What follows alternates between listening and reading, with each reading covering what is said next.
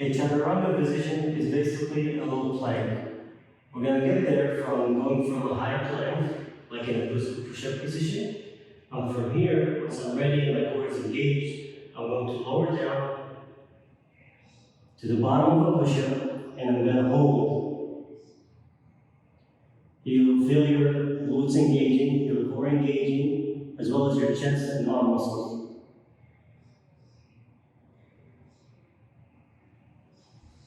Try that for 10 seconds or more.